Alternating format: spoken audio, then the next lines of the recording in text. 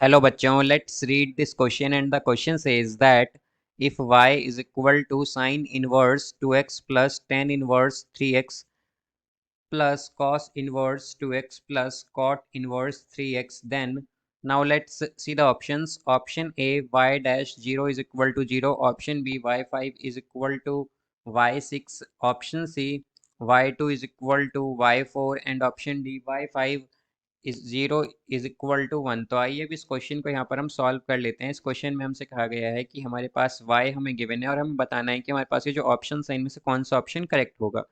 तो यहाँ पर हम की कॉन्सेप्ट यूज करेंगे that cos inverse theta plus sine inverse theta is equal to pi by 2 and cot inverse theta plus tan inverse theta is equal to pi by 2। तो यहाँ से हम अगर देखें तो हमें y क्या गिवन है। y हमारे पास है यहाँ पर साइन इनवर्स 2x और ये प्लस हम यहाँ पर ले लेंगे cos inverse 2x plus cos inverse 2x, then plus tan inverse 3x भी है हमारे पास यहाँ पर और प्लस cot इनवर्स 3x भी है हमारे पास। तो यहाँ से अगर हम देखें तो sine inverse 2x plus cos inverse 2x जो है ये हमारे पास cos inverse theta plus sine inverse theta की फॉर्म में है, यानी कि ये इक्वल होगा पाई बाय 2 के। तो y यहाँ से आएगा पाई बाय 2 प्लस, अब यहाँ पर अगर हम देखें तो tan inverse 3x plus cot inverse 3x और हम जानते हैं cot inverse theta plus tan inverse theta होता है पाई बाय 2। तो ये होगा pi by 2 is equal to pi by 2 plus pi by 2 क्या जाएगा पाई, तो y क्या आया है यहाँ से हमारा y आ गया है यहाँ पर पाई। अब जैसा कि हम जानते हैं कि हमारे पास y डैश क्या होगा, अगर इसे हम डिफरेंशिएट कर दें बोथ साइड, डिफरेंशिएटिंग बोथ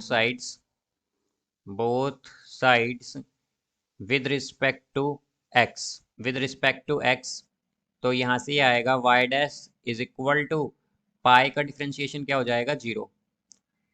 तो यहाँ से अगर हम देखें तो हमारे पास y डैश एट 0 क्या होगा, ये भी 0 ही होगा।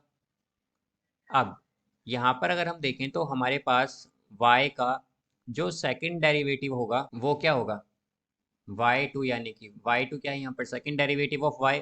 जैसा कि हम जानते हैं कि हमारे पास y क्या है पाई के इक्वल, तो कांस्टेंट का अगर हम डेरिवेटिव करेंगे भी तो हमारे पास 0 ही आएगा। तो यानी कि y जो सेकंड डेरिवेटिव ऑफ y होगा वो 0 आएगा। फिर यहाँ से अगर हम देखें तो हमारे पास y4 जो है यानी कि फोर्थ डेरिवेटिव, तो फोर्थ डेरिवेटिव ऑफ y क्या होगा वो भी हमारे पास 0 आएगा, बिकॉज पाई का अगर हम डिफरेंशिएशन करेंगे तो हमारे पास 0 ही आएगा। बिकॉज हमने क्या देखा था कि y डैश हमारे पास 0 है, तो हम अगर हमारे पास अगर फर्स्ट डेरिवेटिव ही 0 आ गया है तो फोर्थ डेरिवेटिव भी 0 होगा। फिर हमारे पास फिफ्थ डेरिवेटिव भी क्या होगा 0 ही होगा यहाँ पर।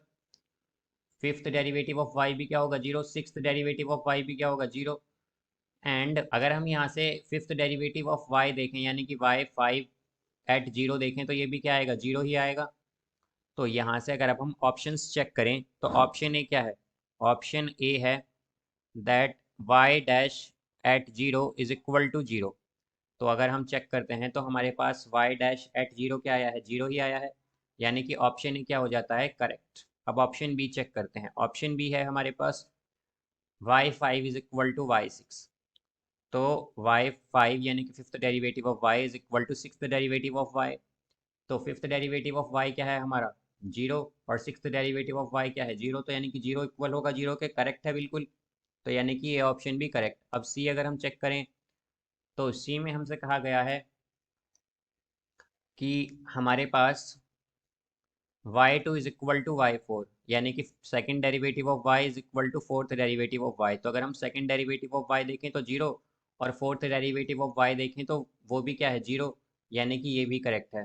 अब अगर हम ऑप्शन डी देखें तो ऑप्शन डी में क्या कहा गया है कि y fifth derivative of y at 0 is equal to 1। तो अगर हम फिफ्थ डेरिवेटिव ऑफ, हमें ऑप्शन डी गिवन है fifth derivative of y at 0 is equal to 1। तो अगर हम चेक करें इसे तो हमारे पास fifth derivative of y at 0 किसके इक्वल आया है 0 के, यानी कि ऑप्शन डी इनकरेक्ट है। तो इसके करेक्ट आंसर होगा हमारे पास option A, option B, option C. So I hope you understood it well. Best of luck. Thank you.